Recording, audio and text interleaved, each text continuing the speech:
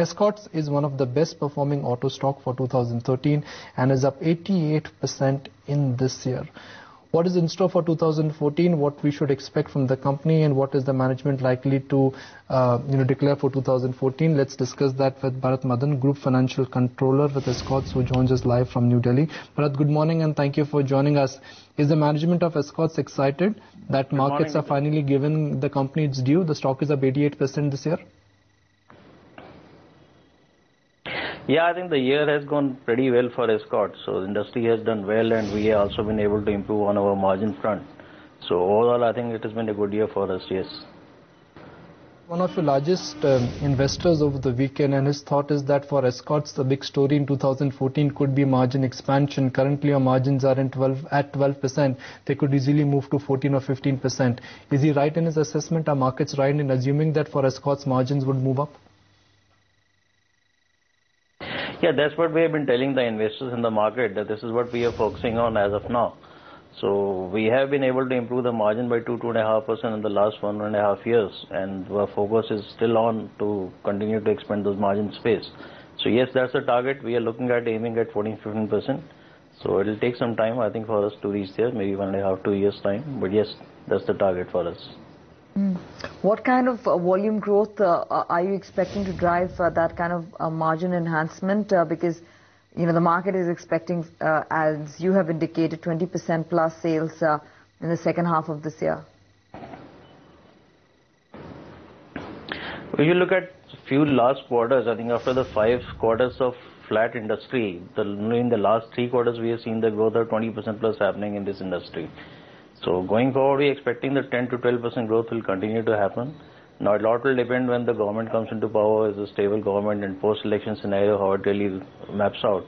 But as of now, I think the indications are all positive for the industry.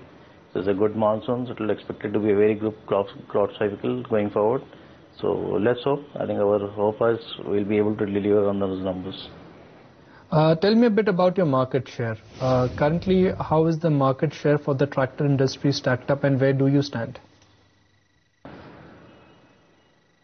Well, we are today at about number 3 position, and the industry, growth is happening in the industry on a very regional basis. So today you see the growth happening more on the southern and western market, where we are not very strong player. But in the northern and central market, where the growth was happening about 3 months ago, so there the growth was happening, and we were able to come out on that.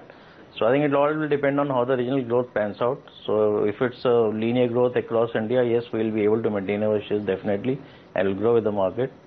But as of now, we stand at number 3 position in the industry and domestic side. The fact that you've just indicated that you expect your margins to go up from 12% to about 14-15%, what are the considerations behind it? Are you hoping that you would be able to reduce your debt by selling some land parcel, and that will benefit your cash flows, and that will also aid your margins? Is that the big assumption? No, that has not been factored in the assumptions. I think the focus is more in terms of improving the product mix. The strategy is to go towards a premium product positioning, and improving the product mix, improving the margin, not discounting the products, focusing a lot on the cost reduction initiatives within the manpower side, on the material side. So I think all these initiatives put together have what has given us really the margin expansion so far, and we expect this will continue for another year and a half. And that's where is going to be the money coming from for us. Also, in terms of your export strategy right now, I mean, I'm just trying to assess for margins to improve and for sales growth to kick in, you need to also have some sort of, aside of the domestic market, also some sort of export strategy. Is that how you're looking at it forward, or you think, domestic will pretty much drive growth for you? No, it will be primarily domestic. Export is a very small segment for us as of now. And though we launched our international range of tractors recently in European market, we had a launch in Germany in November, and we expect that market to pick up. But the volume again will be primarily coming from the domestic side only. It will not be really export, at least not in the next 2 to 3 years. So going forward, yes, we are focusing a lot on export, but I think it will take some time to really come to that level where it can make a difference for us. Are you getting a sense that the Indian tractor industry is getting slightly competitive? I was reading a research report over the weekend from Greaves, and they are also planning to move into the tractor business. Do you think that more and more global MNC players could also start setting up their shops in India?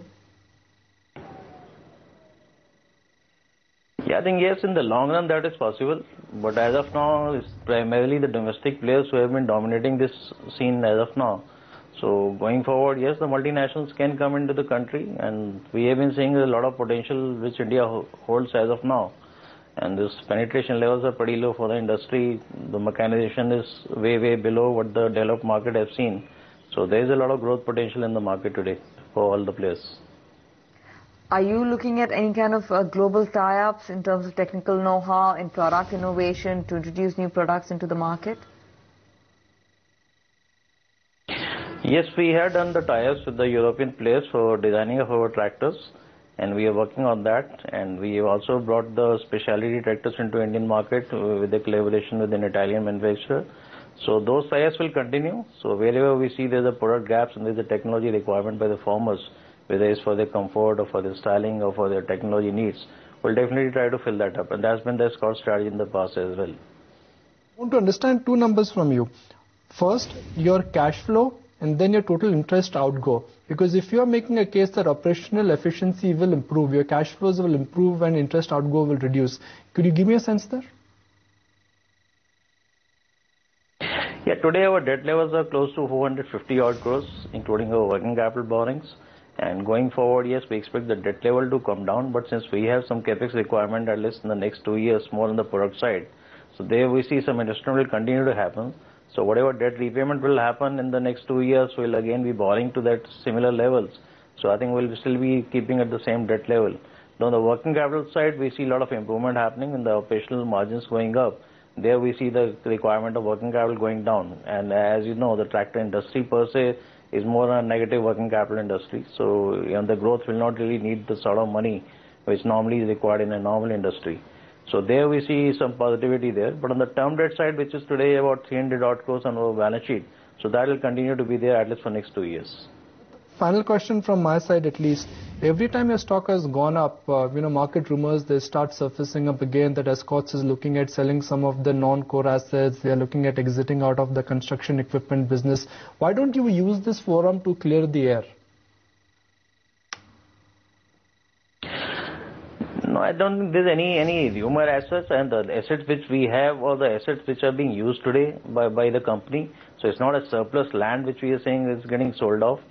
And yes, there's a land bank which is there which is getting used, but as and when we consolidate the plant, which is what we had declared in the past, so at that time we'll take a call whether we need the land for further growth, for further expansion or for any new business activity, or there's an alternate use for that. But as of now, there's no plan or as such of any sale of on those non-core assets.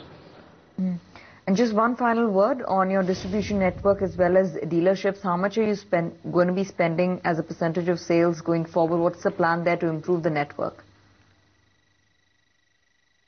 See, on the selling side, we have about 6 to 7% total expenses happening on the sales side. On the distribution side, we have been appointing dealers and we've been expanding the network, but that's a continuous process. And we have been hiring dealers and replacing the weaker dealers and also opening new territories and appointing new dealers. But that has been a process which will continue at least for next 2 to 3 years. Today, we got a network of about 750 odd dealers, and we are appointing about 100 odd dealers a year for the last 1.5 years, and this is continuing. So the process is on. So I think about 900 odd dealers will be the right dealer mix, which we thought is required for Escorts level of volumes.